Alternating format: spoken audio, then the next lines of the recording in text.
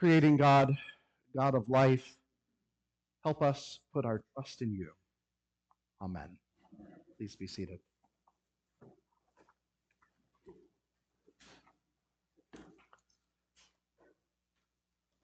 One of the bits of lore from my family history is that as children, my brother and I each had memorable moments.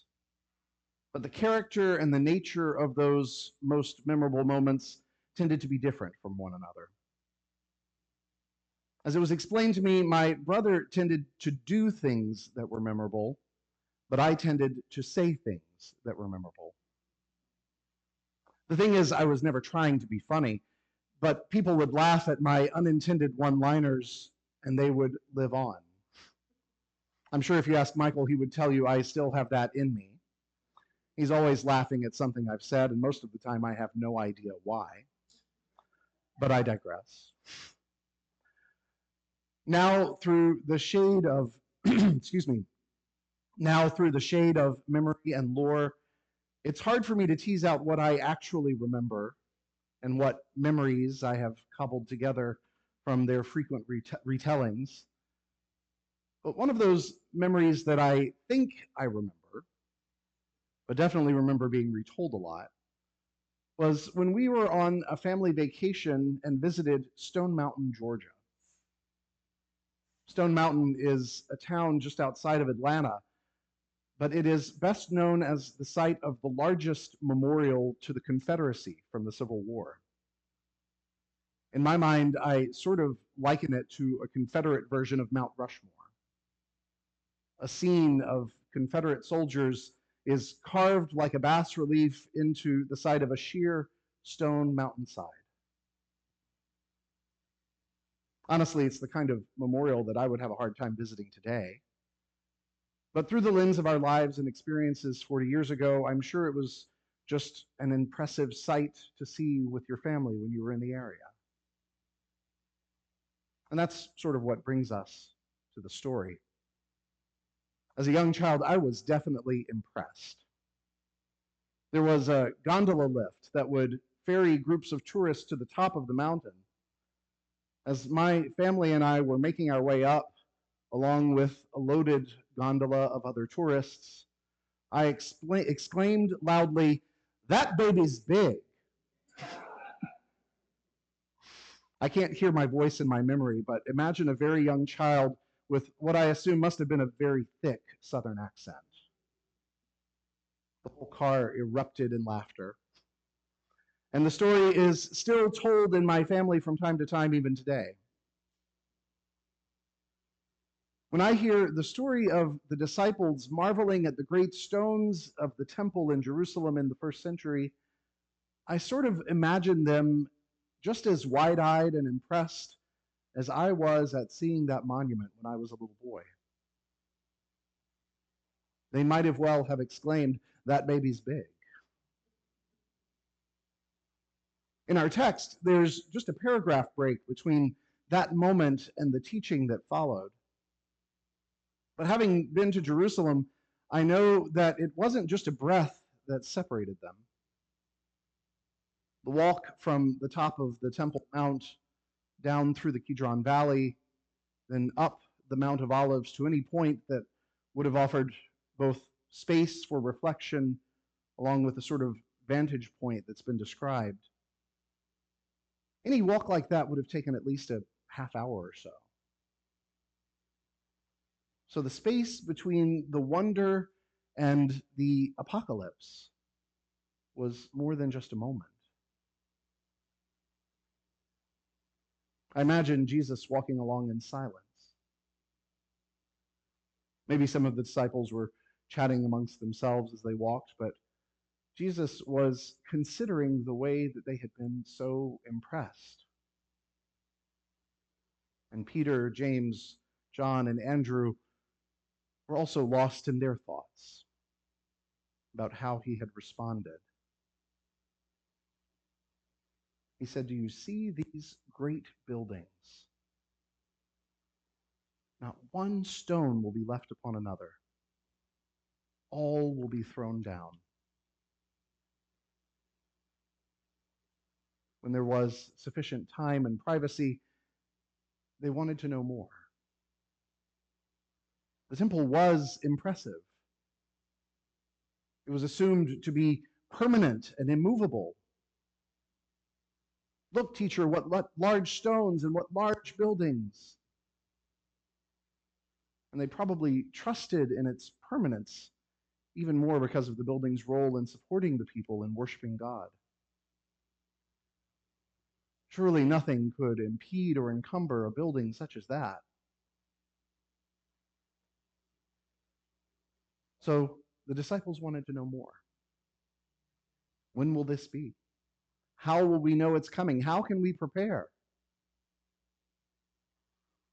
His prediction had shocked them into silence, but the silence had made space for the bigger message. Everything that you trust and depend on is vulnerable. Even your faith in me will be tested by those seeking to pervert my message. Even your sense of peace will be threatened. Even the very ground on which you stand will feel unsure, unreliable. But hold your faith. Don't hold on to the comfortable routines and expectations of the world because you can't depend on them.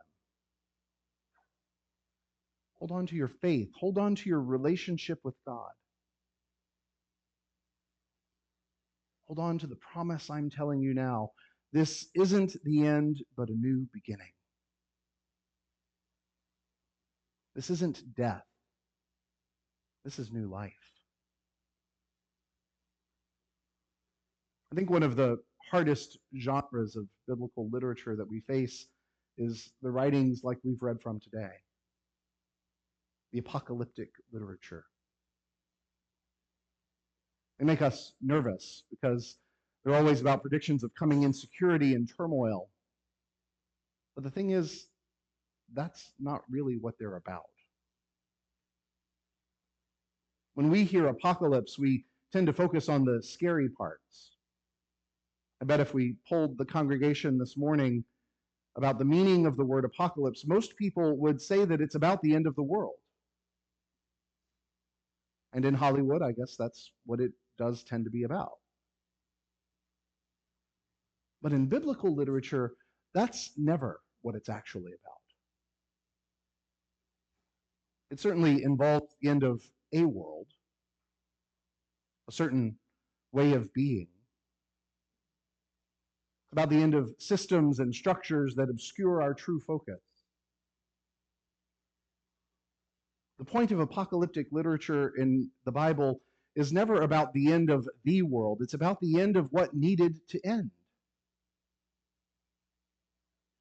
It's about making space for what needs to be brought into being. The point is always about those birth pangs Jesus mentions. The point of apocalypse is always about cleaning the slate to make way for something better. For us, these writings serve as a reminder that when the world feels like it's falling apart, God is calling us to trust that something better is being born. God is calling us to trust that God is on it.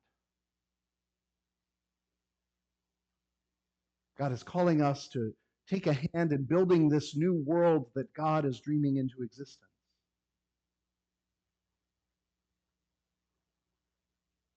Now, I know that's thin comfort when it feels like it's your world that's the one that's falling apart. I think it always has been. But we have to keep clinging to it. Because when the earth shakes, when the temples crumble, when everything we thought that we could trust is falling out of reach, our faith and our hope that God is working with us is the only thing that stands a chance at holding up. It's the only thing that stands a chance at holding us up. Hope is the fuel that feeds the next step. Without hope, the earth will fall out from under us. But as long as we can find hope and hold it, there will still be steps left to take. And as long as we can find hope and share it with others, the community will always keep walking together, pulling each other along, supporting the ones who have yet to see the hope for themselves. Jesus doesn't promise that it won't hurt. He doesn't promise that anything will be easy. But he does promise that God is laboring, giving birth, even now, to a world that is still being dreamed and loved into existence.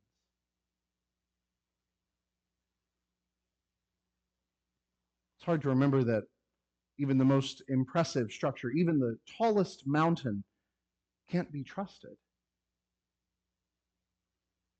But when we do remember that, we have to remember what can be trusted. Dame Julian of Norwich prayed, "All shall be well. All shall be well. All manner of things shall be well. All shall be well." I bet she prayed that to remind herself. That's when I pray it. When I need to remind myself. But we can trust that God is working toward well. Even as the things of this life crumble and decay, it is but the birth pangs of a new creation. Birth hurts, but it is the only path to life. Amen.